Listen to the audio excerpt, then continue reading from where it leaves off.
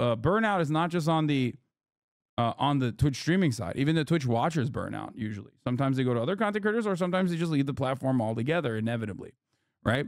And I think that one way to obviously get ahead of that would be by, you know, making more content on other avenues like YouTube and TikTok and whatnot. So I think that's where it comes from. Here, let's look at... A couple of months ago, I made the decision to quit. Retire. I'm taking a break. It's not clickbait. Things are changing. I am bringing them to an end. If I'm honest with you guys, don't want to do this anymore. Now it's time to take a breather. I'll be handing off the channels. Full-time filmmaker has been acquired. This era of polyphonic is over. It is the correct decision. And it's time to move on. I mean, I think what PewDiePie did is kind of the peak, right? He was dominant. He was at the top. He fucked off to Japan, had a kid, and just like chills, makes videos casually and just chills. That's it. That is the perfect way. You know what I mean?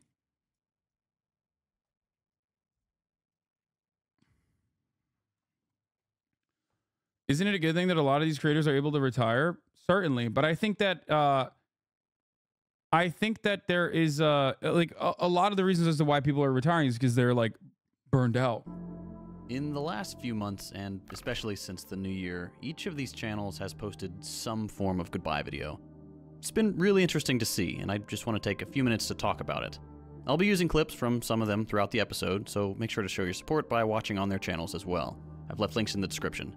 What I and a lot of others have noticed about these goodbyes is they all have a lot in common. There are a handful of factors that each of these creators mention.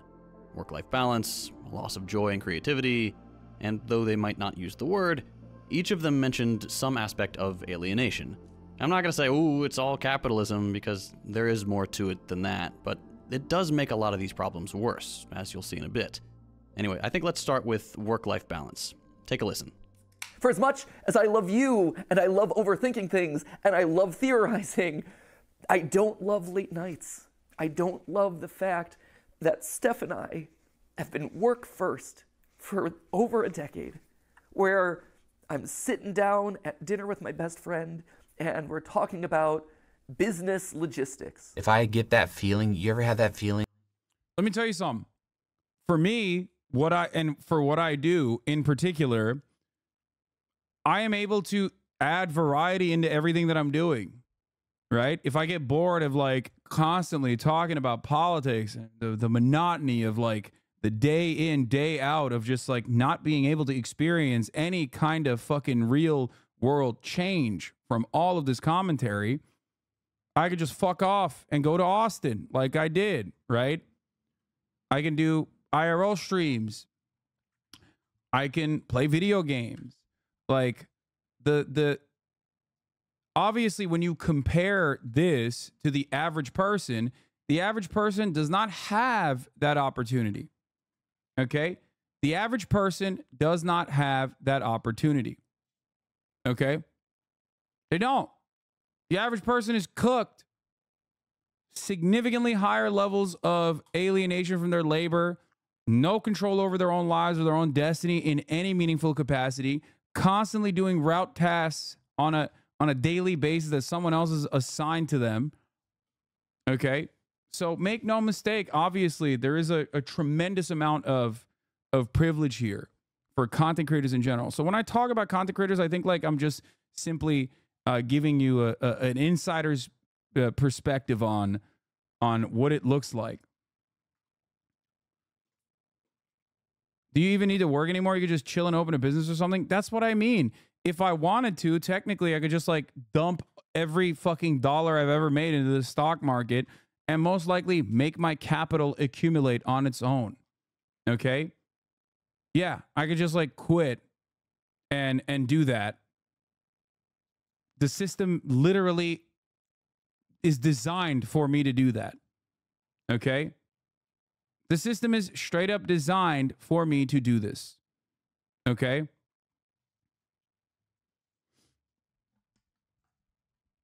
And that's what many of these content creators have done as well. They've like created a nest egg for themselves, figured out a way to like, you know, streamline this process or potentially still generate revenue while they, you know, while they, I guess, quote unquote, kind of retire.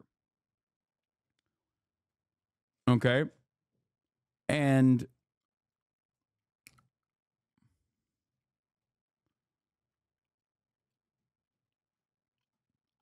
yeah, I don't know. I like this. These people typing poor millionaires can't compartmentalize that you can feel empathetic towards their struggles without mitigating the struggles of other people who don't have these opportunities. Yeah. People think you need to suffer for your job to be considered a job. Yeah, it is sad. Anyway, let's continue. When you're like, oh, you know, I'm with family right now, but I need to get back to the office, or I should take, you know, lunch to work, or whatever it is. I want to stop that. I want to completely eliminate that. I can't keep this up. This is my dream job, and I have a lot of fun doing it. I know I'm incredibly lucky, but a dream job is still a job, and it's a job that keeps getting bigger and more complicated, and I am so tired. There's nothing in my life right now except work. But in reality, it just put me in a constant state of stress and work, and now I'm always at work. My home is work. A vacation should become a vlog. Every TV show I watch and song I hear should be turned into some sort of content. Like, I shouldn't be relaxing right now, I should be making content, and it just isn't possible for me to turn that mindset off. And I realized this is not how I want to live any longer. I don't get any satisfaction from the type of work that I do here anymore. And if you work 7 days a week... Damn, this is like brutal. When placed back to back to back, this shit is like actually unironically brutal. Holy moly. I didn't even realize it was I didn't realize it was like that. Can't these people just cut back on the amount of content they make? I mean, they have the opportunity not to, okay? They like, think about it this way. A lot of these guys are sitting on a fucking mountain of gold. Okay, like the proverbial dragon. And even then, there's like constantly more gold is being showered upon them. And even then, they're like, yeah, fuck this, dude. I'm done. I can't do this shit. And it feels like there's something there. That's not true. No, dude. In comparison to like the average person, are you kidding me? It's unimaginable. It's unimaginable, dude. I'll tell it to you like this. Even with, like, I was, my first, my first big merch drop, I made more money than like every fucking year prior in like the real professional space. Okay? And that's with insanely small margins in comparison to like how much money people make off of merchandising in general. Think about that. Like, and that's with hundreds of thousands of dollars that I raised funds for donations on top of that too. Okay? What I'm saying is, it's not like they're giving up everything. Oh, that's, yeah, okay. I thought you said that's not true, that they don't make a lot of money. They do. A lot of people make a lot of money in comparison to the fucking, in comparison to the average Joe. That's my point.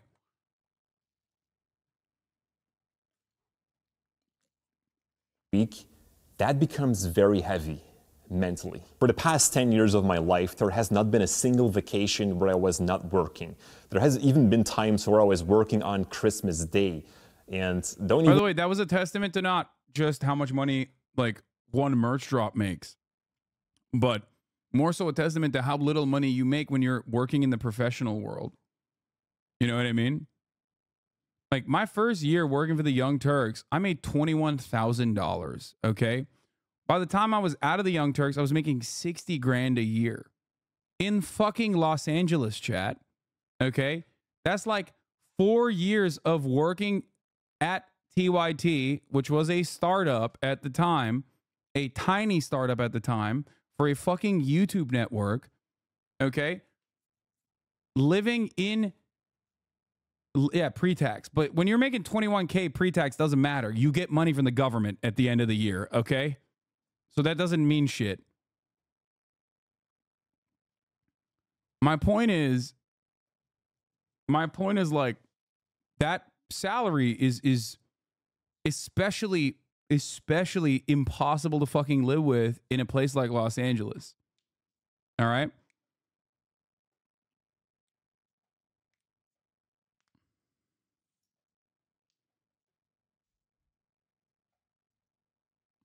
Also, when you've reached a certain point of stability, you can allow yourself to question if what you do is making you happy. Their situation isn't necessarily unique to them being content creators, but they have the ability to examine their situation and publicly discuss it.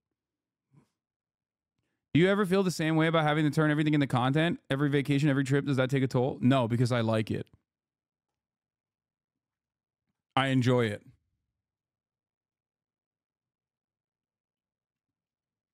That's the point. Like my favorite trips were Japan because I had like such a streamlined approach to creating content and had incredibly unique experiences that I was able to share with other people. That for me is peak. That's the best possible experience I can have on vacation. I don't actually enjoy it when I'm I don't actually enjoy it as much when I'm like, I guess, on vacation with my family and I'm not doing anything with it. I feel like it's just not great. Even get me started on New Year's Eve because I hated it when it was getting too late because I wanted to be fit the next day to work again. Work-life balance, the pinnacle of achievement throughout history. Since the very first caveman enslaved his neighbor, we've been fighting to secure a decent balance between the time we spend at work and the time we have for leisure. Oh, the only thing I'm saying is this, okay? If they truly weren't fucking burning out, if they truly... What? How did you afford a place? I literally lived in the kitchen of a frat house. So no, I did not afford a place at $21,000 a year, chatter, to answer your question. That's not even a joke. Also, after that, I had a shit ton of roommates. You know what I mean? Once you're rich, isn't burning out pretty much voluntary? Yeah, I think so. I get what you're trying to say. I understand what you're saying. I think there's like some truth to that. But my point is this.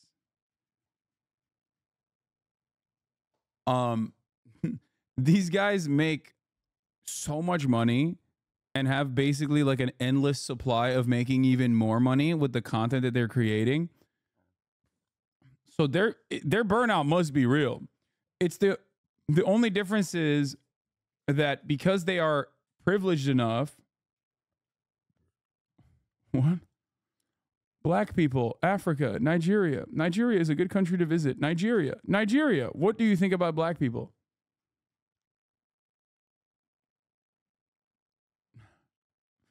Okay, take 30 minutes off, chat. Why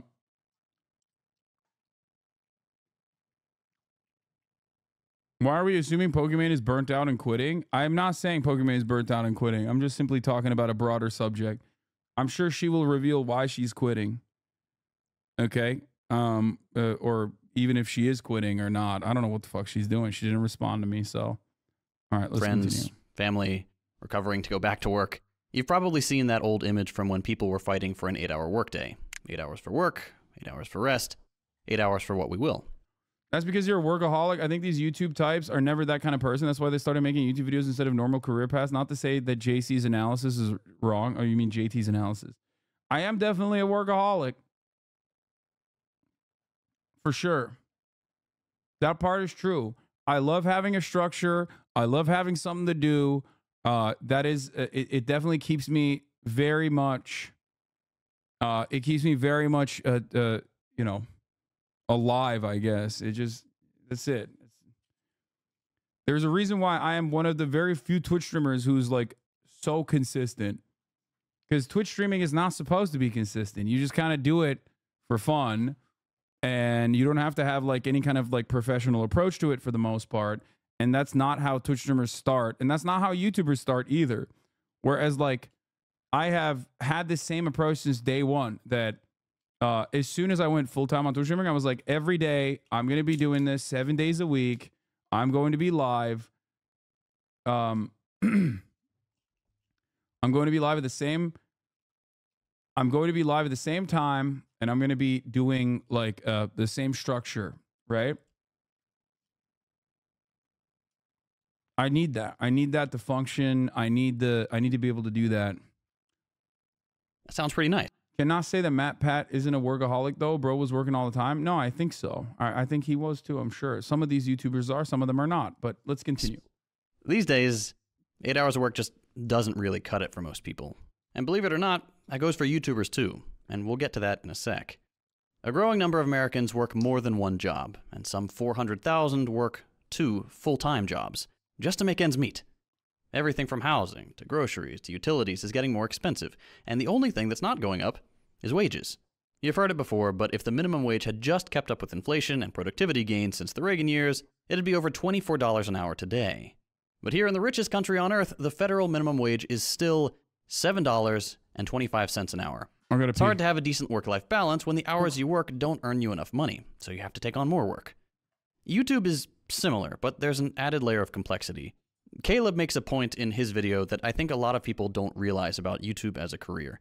Your input doesn't necessarily equal your output. You can put a ton of work into a video and make way less money than you did with a half-assed video. That's very different from other jobs. Exploitation aside, yes, obviously everyone should be making more money. But in general, with traditional work, if you put in more hours, you're financially rewarded for that. If you're in sales and you put in an extra 10 hours a week, you sell a couple more cars, you make more money. If you do hourly work, add a few hours to your schedule, you make more money. If you work freelance and you take on another gig, you make more money. On YouTube, you could add 30 hours a week and not see a cent in extra income. In fact, you could see the complete opposite and have your revenue tank for what seems like no reason at all. So, it's not surprising that just about every YouTuber says they have a bad work-life balance. You're constantly worried that if you don't feed the algorithm, you won't be able to pay the bills. This is one of the core features of capitalism. You work or you starve. And on YouTube, sometimes you work and you still starve. That uncertainty is draining in a way that is difficult for a lot of people to understand. But the money aspect is only part of the work-life balance thing. When you're a YouTuber, you have work at your fingertips 24/7. Much like Ken's job is just beach, my job is just phone. YouTube is right here, all the time, in my pocket. I'll just have a quick peek, just one little peek. I swear, one more peek, just one look. It becomes all-consuming. You can't escape. It gets so bad sometimes that I'll be running errands and I'll check YouTube Studio when I'm stopped at a red light. You also have to stick to a schedule religiously, or people forget you in a month. I upload here every other Friday at 9 a.m. Central Time. The program is every Friday. First Thought News episodes are every Monday and Wednesday. Analysis episodes are every other Friday. And my new channel is every other Friday, staggered with Second Thought. And don't get me wrong, I enjoy a lot of this. Yeah, it's a job, and sometimes I just want to throw my computer out the window. But YouTube is still a dream job for me. I like sharing things with people and being creative. But that's where we run into another problem. My whole life just turned to this business, and it's all fun when you get to make videos, but not when you're managing a business and constantly doing tasks that you just don't. Yes, dude, this is exactly why whenever people are like, Hasan, why don't you do this? Why don't you expand? Why don't you hire more people? Blah, blah, blah. You think I don't know how like I can grow this business in a sustainable fashion? I do. But that's the part of the reason why I have this like insane workload is because I don't want to be a manager. I am not a good manager. I don't want to be a manager. I don't want to manage people. It sucks. Okay? I think a lot of people don't realize, like, yeah, sure, these guys are really fortunate, but they're also, they're business owners, but they're also doing tasks that you don't want. Try a real job. Yeah, I know. No one is saying that what these guys are doing is harder than being a fucking dock worker or working at an Amazon distribution facility. I hope you understand that. Okay? The only difference, however, in this circumstance is that for them, they're also not only just owners of a business, but they're worker owners. Okay. So in a way, I kind of see it as like a small business owner who's like, all right, I'm done. I can't do this anymore. I'm not going to pack up shop, but I'm going to get other people to work for me. It's kind of like that. Does that make sense? I feel like that is what's going on here.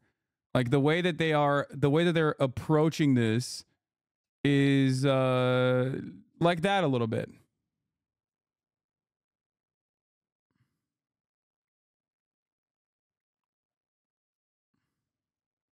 Like to do. I miss to be creative. I really miss that so much. One thing I use as an analogy is kind of like a contractor building houses.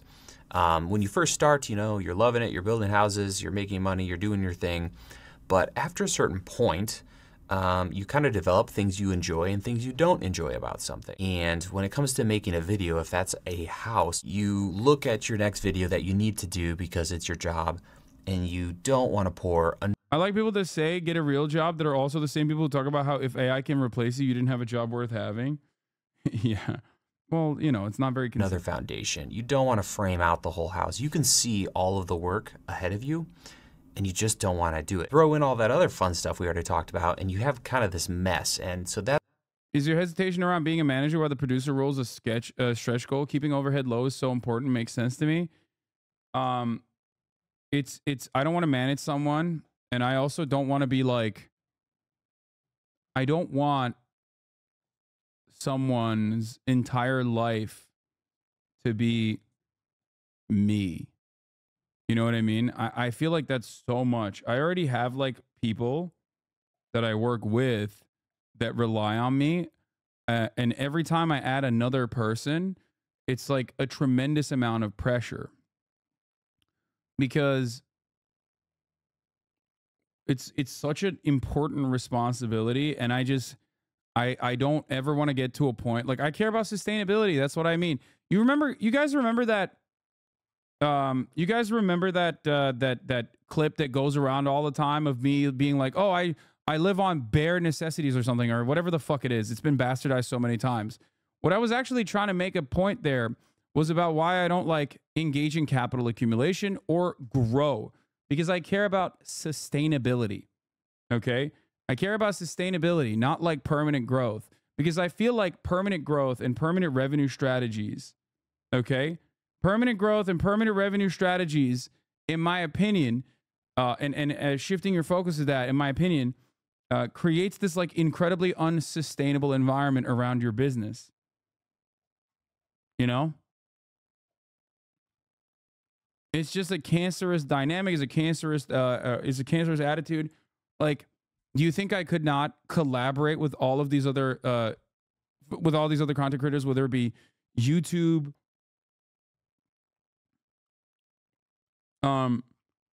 whether it be other, you know, content creators that I collaborate with, or March? Like March's a great example, right? Like in another circumstance, in another like how this normally works would be like I would just give him a salary, okay? Be a salaried employee, and it wouldn't be it would not be, you know, tied to the amount of revenue that we're generating, all this kind of stuff, right? Like, and that way I could make a shit ton more money for myself. I could have just taken a shit ton more of the revenue that we're creating. If my goal was to just like generate revenue, that's what I would do. I would just like hire someone, pay them above market rates. Okay. And just keep growing and keep growing and keep growing and grow and grow and grow. But I don't want to do that. I think it's not the right way to do it. As someone that takes lots of small companies end up failing and getting worse because they all grow, or the point it becomes a mess. Yeah. I like when you talk about socialism in real life context as opposed to doing only politics. Yeah, that's my point. This is what I'm trying to do. This is what I am explaining. Like, for example, okay? Twitch. Massively successful company, gets bought out by Amazon for $1 billion. Major company, grows And during COVID, during the peak of COVID, people go crazy because like growth projections are off the charts. Amazon says, here's a wad of cash, grow, grow, grow. And then now look at them. They had to fire a shit ton of employees, right? Because now Amazon's like, never mind, you grew too much. And it's becoming unsustainable for us. Like, those are real people that lost their jobs. I don't want to be in that situation. Right? Patreon would have been better if they didn't aim for extraordinary growth. Now they're crumbling. Exactly.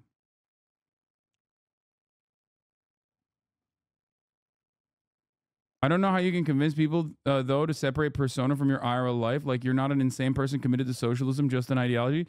No, but like, the other part of this is that, like, I think I run a very ethical, in my own moral framework. I think I am, yes, I think I abide by the standards that I apply to others 100%.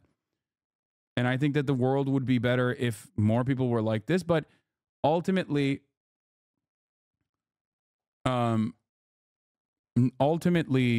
guess, the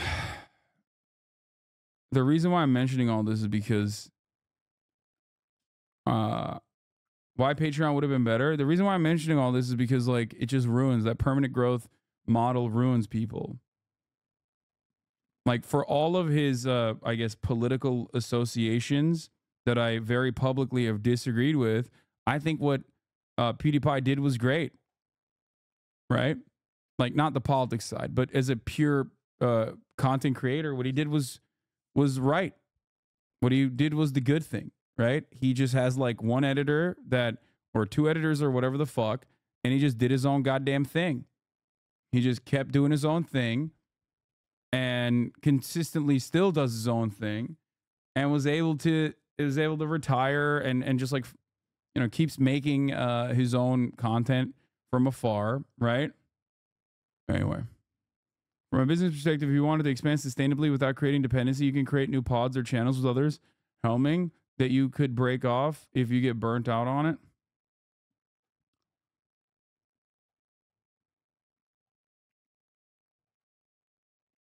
If you're trying to explain the position of CEOs, sure.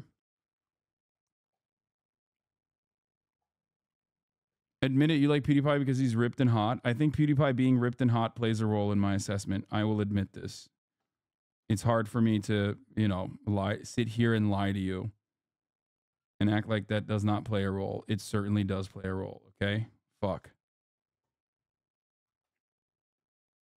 Anyway, That's where I'm kind of at, or have been at. I feel like everything online is slowly converging towards a boring, bland, gray middle point where everyone just tries to maximize retention, views, and this metric and that statistic, which just leads everyone to like the same end product, and it's become beyond saturated. For me and my own creativity, I just don't enjoy where this is going. So, creativity and homogenization. This is another challenge under capitalism. We are all unwilling subjects of the profit motive. YouTube is an inherently creative job. You're producing art or content or entertainment or whatever you want to call it, but your base consideration has to be financial stability. There's a reason most YouTubers don't do it full time, and those that do have to supplement their income with Patreon. Link below, please. Love of God. Link below, or sponsorships, or sell. What you were describing by talking about sustainability is actually what some old small business owner right winger actually want, but are too dumb to understand it. Yeah, I think so. Selling LUT packs or like, it makes me, doing this makes me happy. Okay, you know what wouldn't make me happy? If I was doing other shit. Growth would require me to do other shit, specifically managing others, managing their behavior, managing like my expectations from them. I don't want to do that. That's a totally different thing that I'm not good at. That's why I would always laugh at people when they were like, hey, Hasan, why don't you build a cooperative? Which I, of course, ironically ended up building, by the way. And those guys didn't shut the fuck up about it. They're like, oh, you claim to be a socialist, but here you are not building a cooperative. I did. And now they're still fucking chirping. Turns out, guys, their commentary did not revolve around like holding me to account to maintain an ethical business. Okay? online classes. When you're doing YouTube as a side project, you can afford to make the videos you want. But when this is your full-time gig, like it is for people making these goodbye videos, your art has to take a back seat to putting food on the table. That's a tough pill to swallow for people who are genuinely invested in creating artistic or thoughtful things for their audience to enjoy. No one starts out making money on YouTube. It is always first a labor of love. But as soon as your channel gets verified, the calculus changes. Now you have to figure out, okay, do I want to keep this as a side project, or do I want to build this into something that can pay the bills? And even if you decide on the former, sometimes your channel will grow and become financially stable anyway. And then it's really hard to turn down leaving your dead-end job to focus more on the work you enjoy, which then becomes a job, which then requires you to play by the rules of the YouTube game to continue growing, staying relevant, and making a living. It's the trap pretty much every successful channel falls into. But there's another aspect of creativity under capitalism that's worth exploring. There's this concept called enshittification, sometimes called platform decay, coined by writer Cory Doctorow in November of 2020. Good faith question. Why can't these YouTubers hire more staff to help them? Money, complexity. I think they already have. I low-key, or I guess not low-key, but high-key think that the reason why they're quitting is because they have hired more staff. And the dynamic of their content creation has shifted away from being a pure content creator and doing it for fun to a manager, a business owner. And that shit's boring as hell. Okay? Now, of course, that's me. That's my assessment on it. I might be totally off base here. Okay? I might be completely wrong. Well, they're getting paid for it. No, I know. The difference, by the way, the difference is like these guys have the opportunity to be able to like publicly quit. Do you see what I'm saying? Like quit and still make money. They're just informing their audience that like they're going to take a back seat and they don't want to like keep being the face of the product. You know what I mean?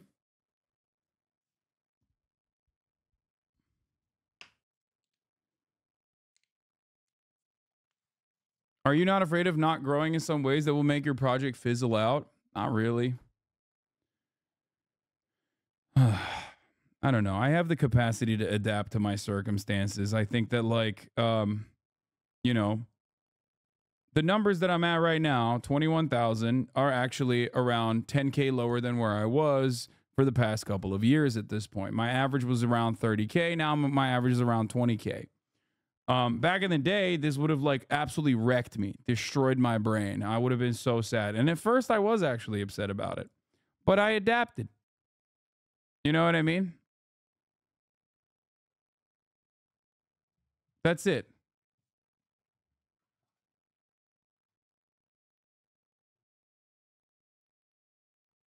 It's like, it's my mentality. Your numbers increase a lot during election time? No.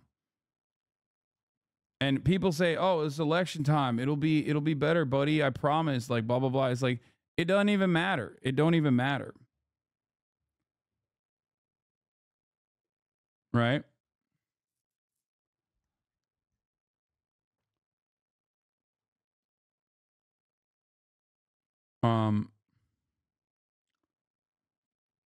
It's just like the election season is very boring, and it's not gonna. I don't think it's gonna be the way that people think it is.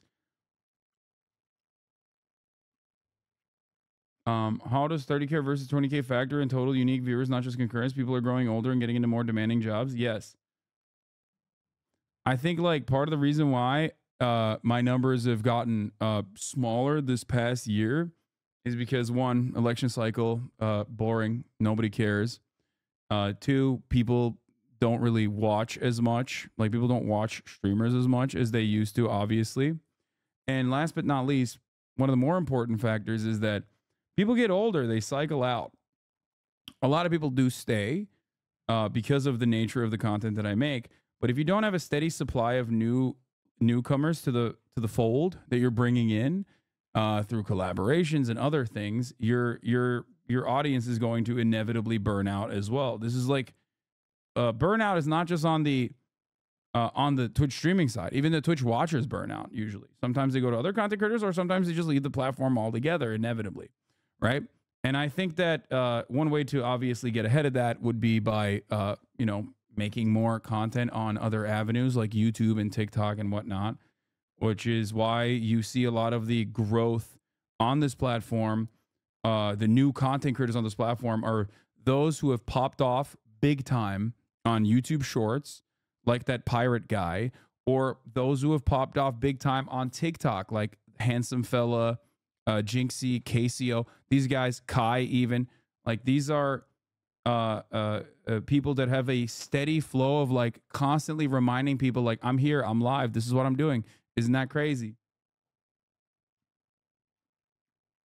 And I think that's what it is. The pirate software guy, yeah. I think that's where it comes from.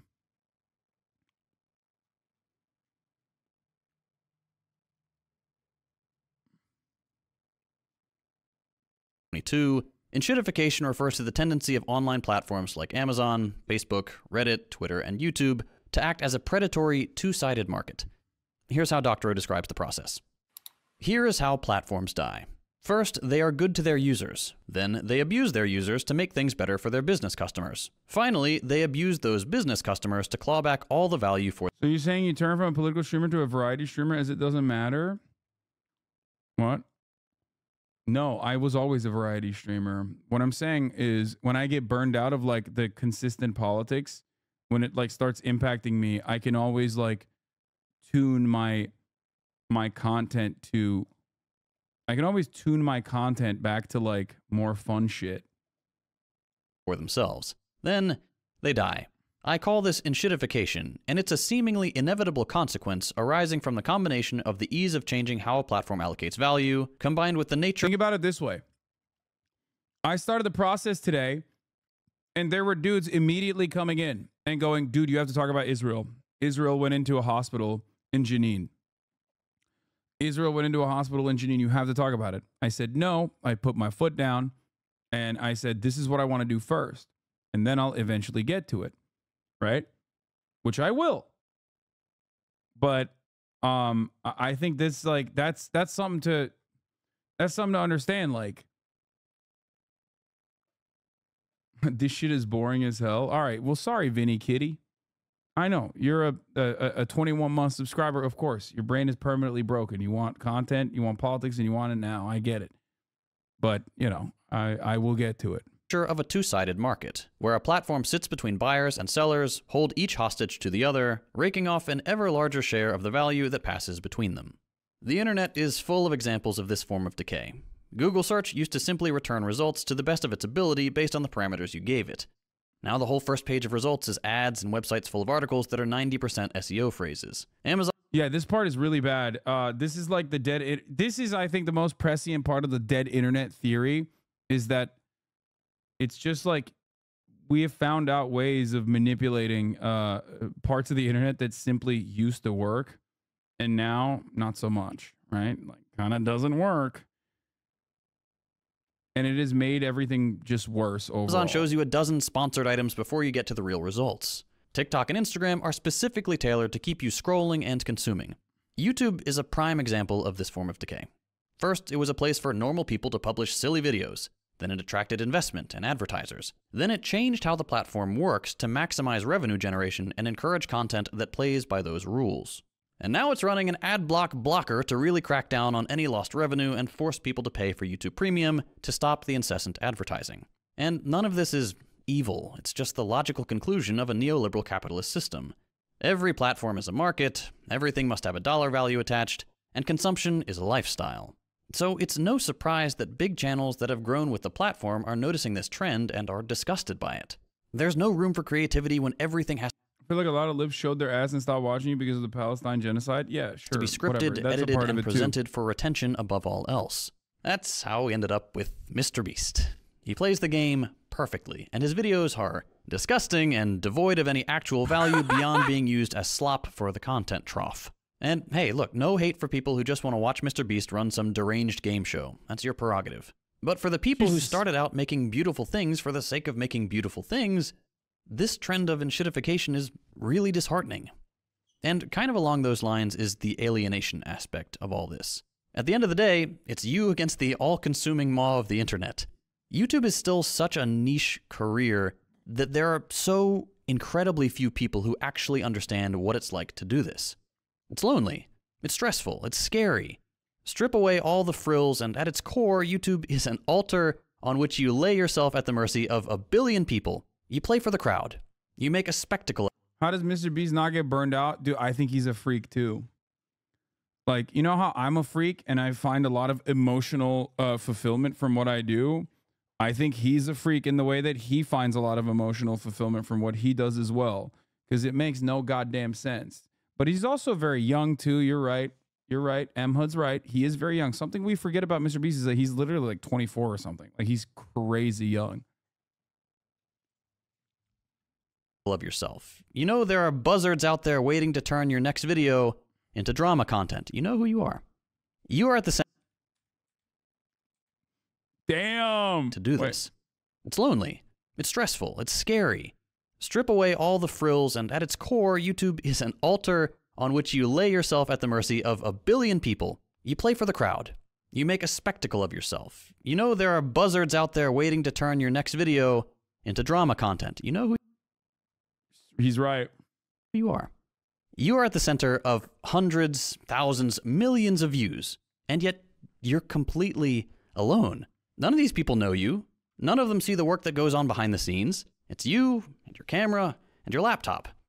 That's not how humans were meant to function. Yeah, Mr. Beast is like one of the unique people that, like, I think genuinely enjoys the growth and the business aspect of what he does. That's what I meant when I said he gets emotional fulfillment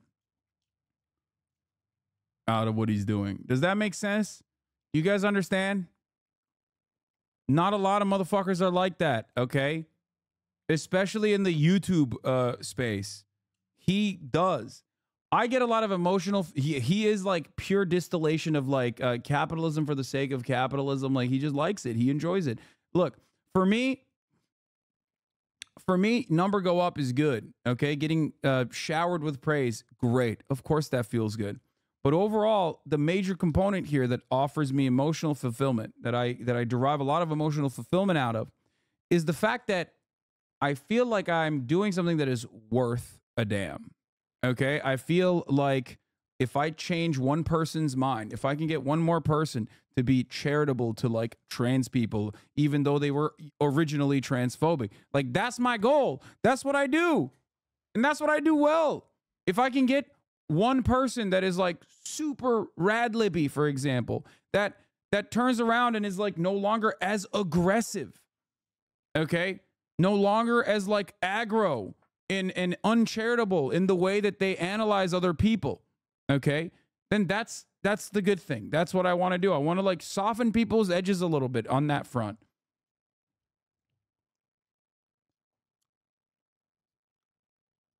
And there are versions of the types of people that I've mentioned in this community. There are people who were like probably major rad libs originally, and they have grown to become more charitable over time, to others who are on their own unique and personal journey. And there are certainly a shit ton of people who used to be very edgy and very ignorant and bigoted and oblivious to the realities of the world, and have grown to empathize with plenty of marginalized communities and now defend them. That is my goal. Okay? That gives me a shit ton of emotional fulfillment. When I went to Austin, and that dude that showed up with the DSA badge, he's in the chat somewhere, I assume. The dude was like, "Look, he's a union worker. He joined a union. He joined the DSA. Like, that's huge, okay? And there are plenty of people like that in this community, okay?"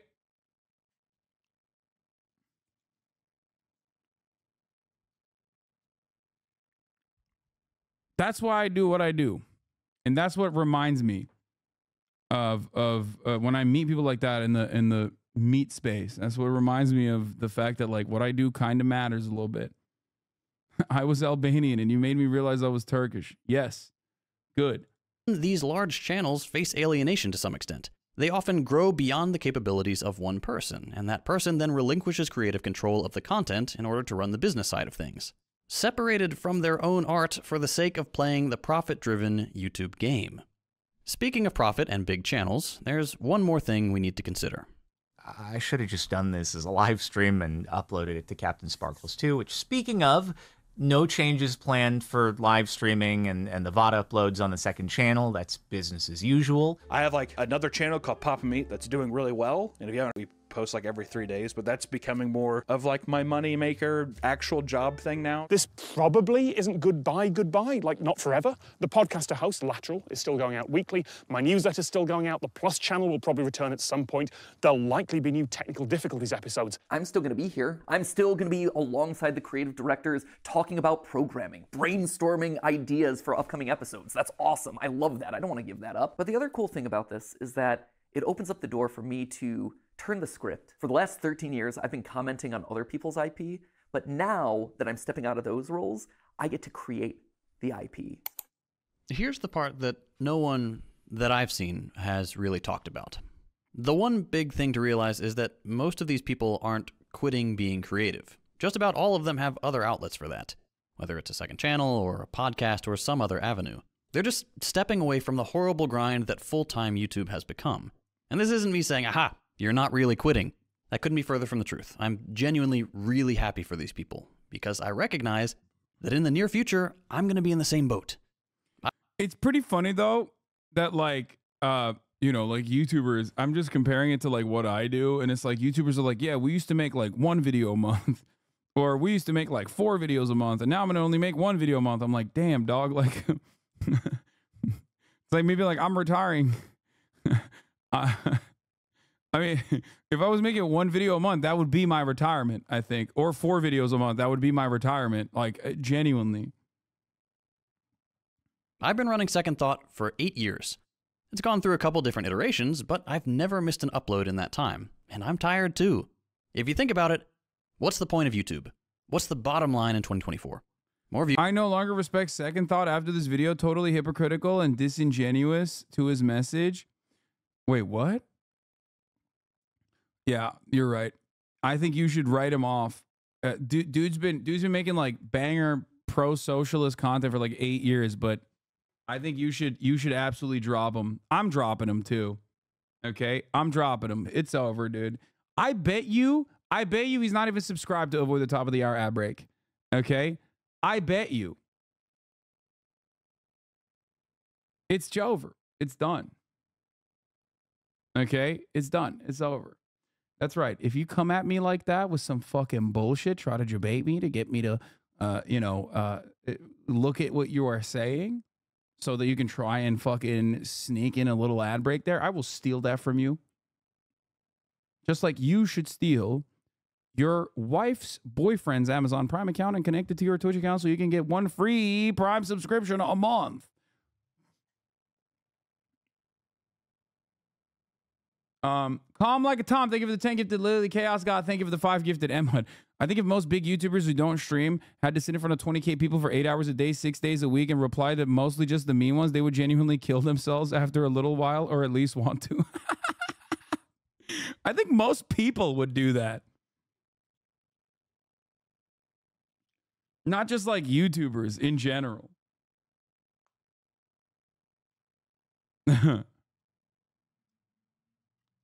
How often do you stare into the retirement abyss?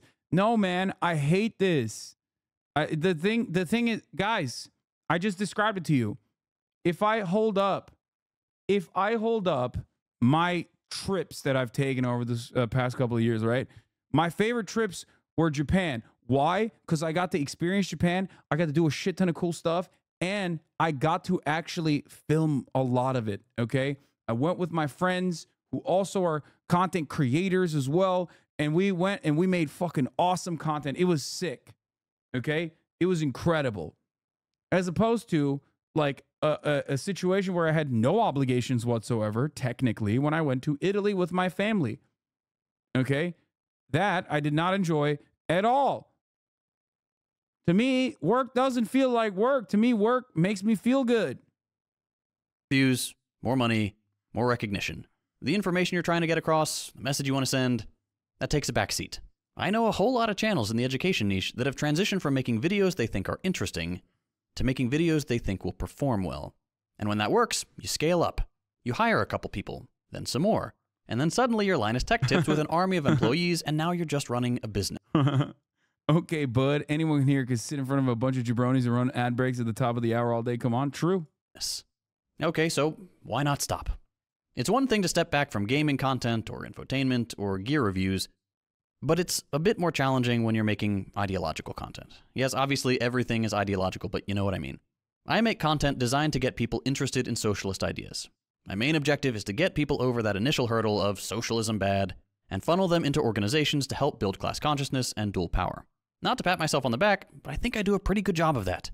I've gotten a bunch of really nice messages over the last few years from people who have gotten involved in organizing because of my videos. Yeah. And it's really hard to justify stepping away from that.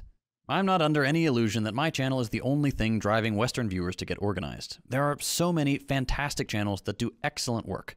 But for better or for worse, Second Thought is the largest channel in this niche, which means I have at least... Excuse me. Hello? That's... Dude, excuse me? Sorry, what?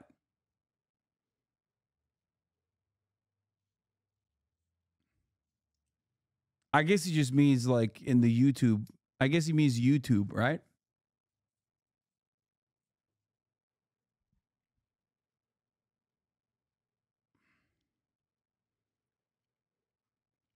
And not live streaming, I assume, you know. Somewhat of an obligation to keep doing this work.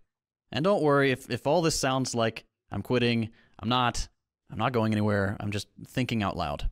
Most of these YouTubers retiring are from massive personality channels. They've made their money, they can ride off into the sunset, and more power to them. That's great.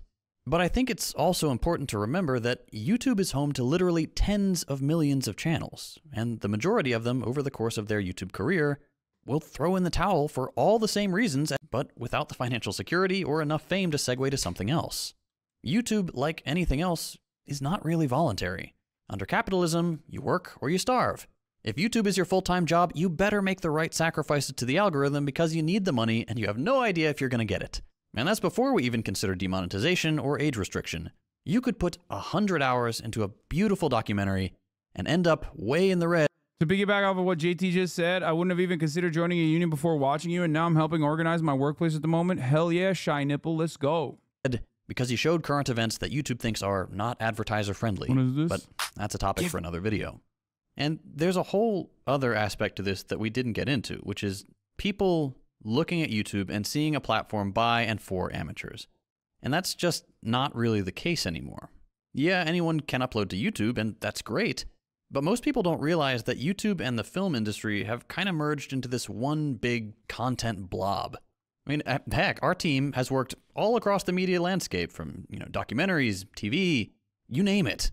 And if you followed the news about the labor situation in Hollywood, you know that everything is on fire. A couple of years ago, there were horrible stories coming out about working conditions for VFX artists. Same thing for animation. Last year, you had the screen actors and the writers striking, and they haven't both gone on strike at the same time since 1960. IATSE, the labor union that represents a lot of technicians and craftspeople, they're talking about going on strike sometime this year. And all of this is connected to the same kinds of things that YouTubers are talking about. Crappy residuals, insane overwork, unreliable income, and now these stupid AI content farms. This is all connected. And YouTubers retiring is just one tiny aspect of a larger narrative about work, art, and life in the 21st century. Anyway, this was not the script I was expecting to write this week. I came into the office and I watched a couple of those goodbye videos, and I felt compelled to give my... Because you and my wife joined a teachers union, and now they're striking in Newton, MA. It's been 10 days and the school committee refused to budge on contracts. Striking is illegal in MA, but we're pushing forward anyways. Congratulations and good luck. Anyway,